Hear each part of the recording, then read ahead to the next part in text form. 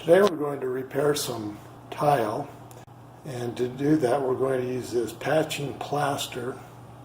Just going to try it and see how it works. We're not too concerned about the color because we're going to paint the tile. And you can see here's one that's chipped over here. We'll just fill that up with plaster. This one over here, we've got two of them over here. So we're going to just go ahead and fill them up with plaster.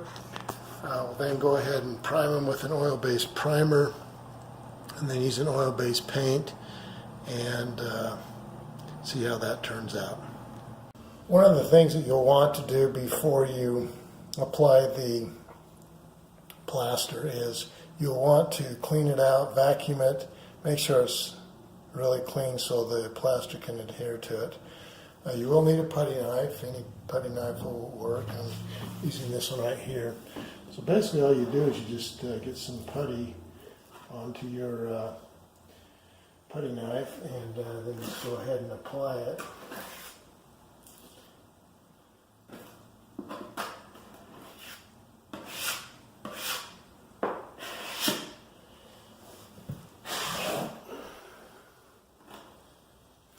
You want to make sure you get all the grooves, otherwise it will show. We will probably have to sand this down a little bit. You want to get a little bit above the level. You can always sand it. So that's probably going to be pretty good right there. We may have to do multiple coats. We'll go ahead and make sure you clear off the surface that you're using.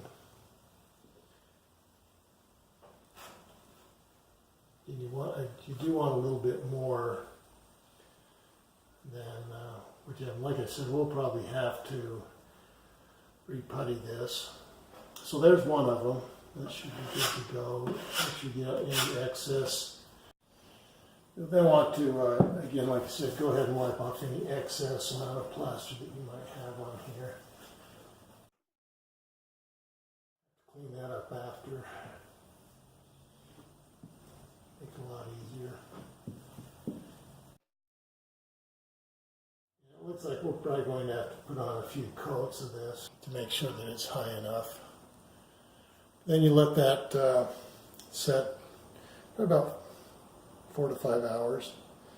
That's what it recommends, and then we'll come back and see how it looks.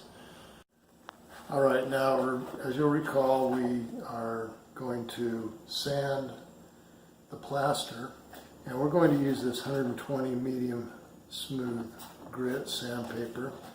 You can get really coarse sandpaper, 40 to 80, and that's to remove heavy imperfections, and the higher the number of this, the less coarse it is. Now, if you haven't used a sanding block before, there are different types. There's this kind. You'll notice as you open it up, you'll see the teeth, and you just slide the sandpaper in and then close it, and you do the same thing on the other side, and then you've got a sanding block. This is a little bit heavier. It's a 3M sanding block. I like this one because it has a little pad on it, and it gives you a little bit better surface to sand with.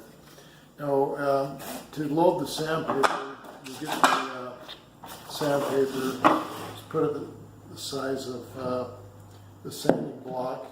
You can either use a razor knife or scissors and just go ahead and cut down the sandpaper. And on this one, you'll notice it has a fine point here. There are 4 of them. I'm just going to take the sandpaper, cut it a little more. Put it on your sanding block and even it out on both sides, and then you just wrap it around and push it through these little holes. You can see I didn't get it quite even, and so hopefully it won't tear through. And then you just snap on the rest of the box, and there you have it. Now we're going to just go ahead and sand this plaster, just get it nice and smooth. As I told you before, I might need to add a little bit more. I think we're going to be okay on this side. You just want to get it nice and smooth, and it looks pretty good. I'll go ahead and do this, and we've got those 4 parts that we need to fix. You want to get it nice and smooth. Don't go too much, or you're going to cause a divot. You can fill with your hand if you've got a little bit too much. If it's coarse, sand it a little bit more till you get it nice and smooth. On this big chip, you can see that we're going to have to add some more. We'll sand it a little bit. Then we're going to add some more plaster to it. We also need to kind of do the side nice and square. Come over on this side. You just want to get it so that it's square.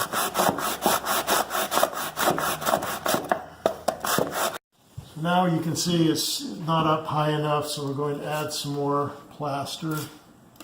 Try to raise it up a little bit more. We want to make sure we have enough to cover it, and then we'll just sand it down. We'll clean it off of the tile where we don't need it. You just go down a little bit more. And then got to make sure that that it's kind of square. And we may have to do this a couple of times. We waited, when we put this on the first time, it's been about 24 hours. So I think it's going to work out really well. We'll find out when we paint it. Alright, so when you are painting tile, you want to use an oil-based primer. We're using Kills. Got some paint on the label, but this is what it looks like. K-I-L-Z, original. And it's an oil-based primer. So we will use that. We're just going to use one of these rollers and just go ahead and start rolling it on.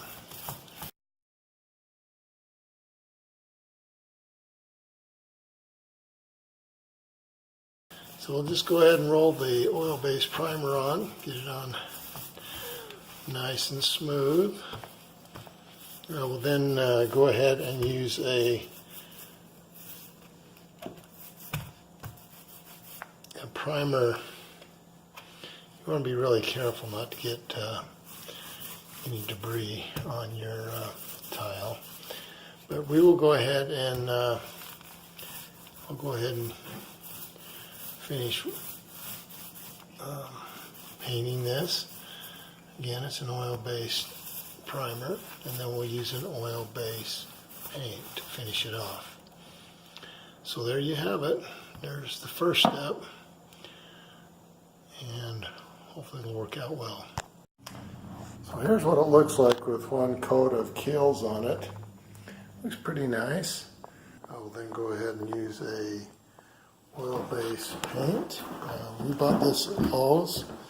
Just needed a quart. I'm not painting a whole lot. It's this Rust-Oleum high performance protective enamel. It's oil-based. That makes it stick much better to the tile. So should look really nice. This is the last part of the video on the repair of the tile. So as you remember, this tile used to be orange. And then we've actually just put our last coat of oil-based paint on this tile.